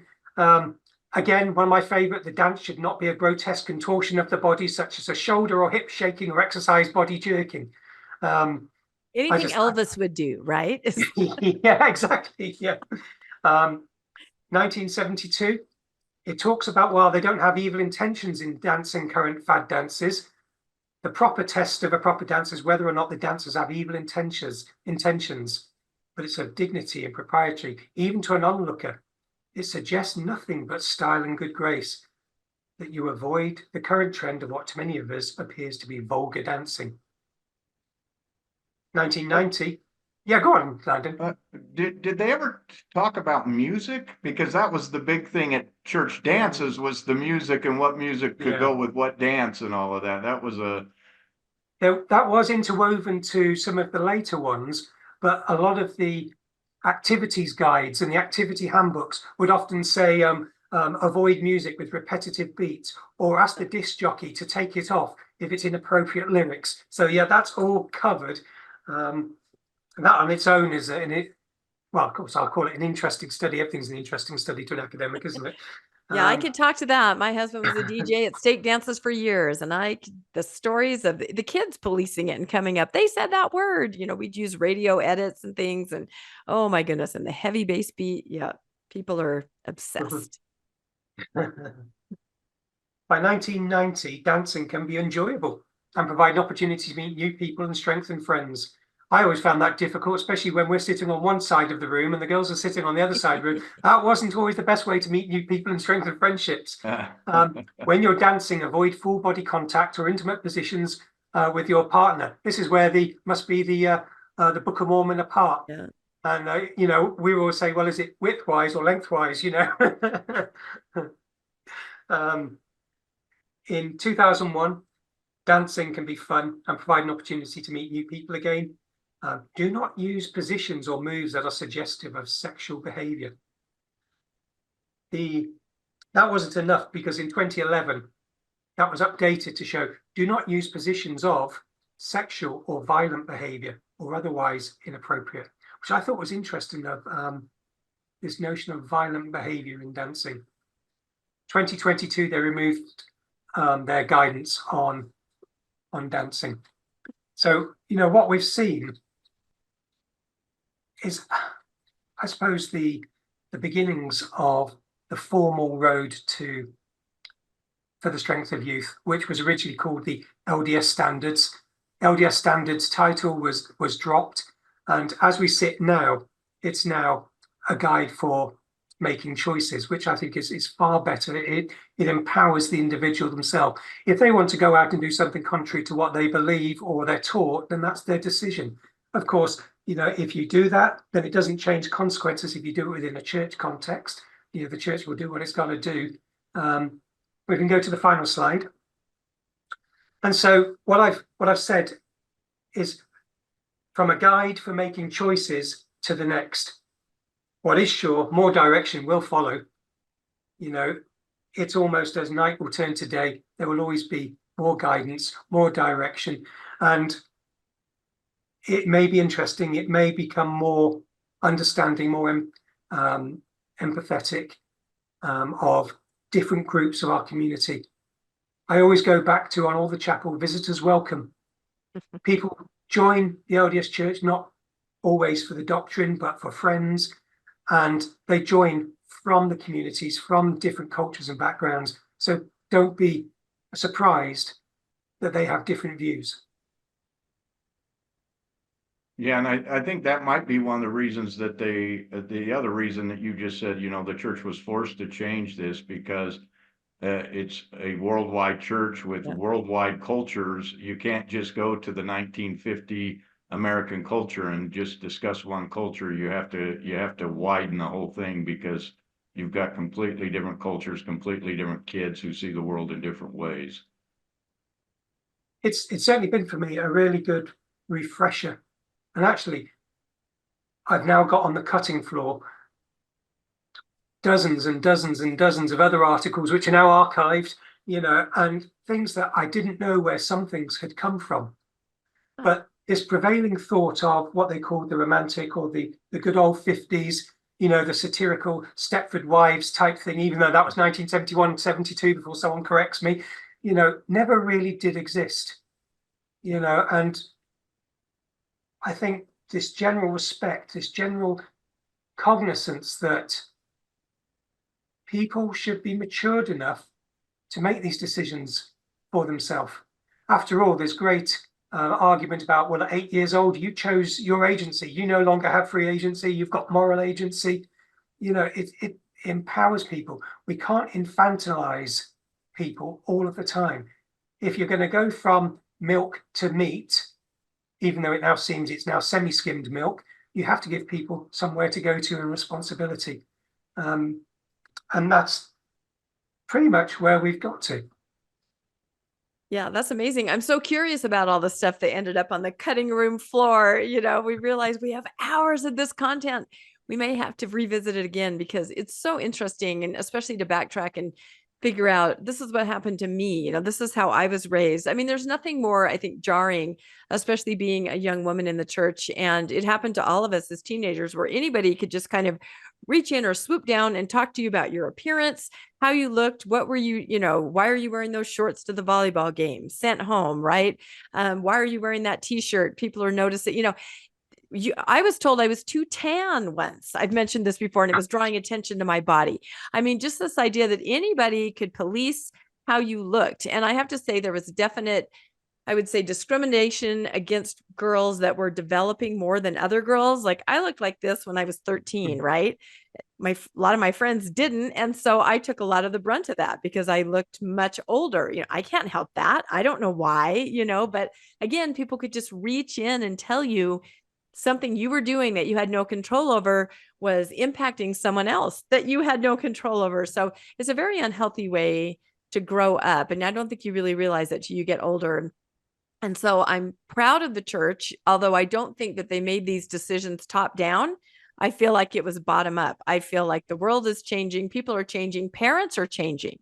They're not going to subject their kids to what happened to them when they were growing up. And so they're making these changes at the top to meet what is this wave coming up from the bottom and the people and just the way the world is. So I'm still proud of them for making the changes, but I think they're just following what necessarily has to happen to match the world. Otherwise, they're so out of step. I mean, if you were still going to meetings and like my mom had to do, your skirt was being measured, no one would attend anymore. No parent would put up with that. So they're changing because they have to.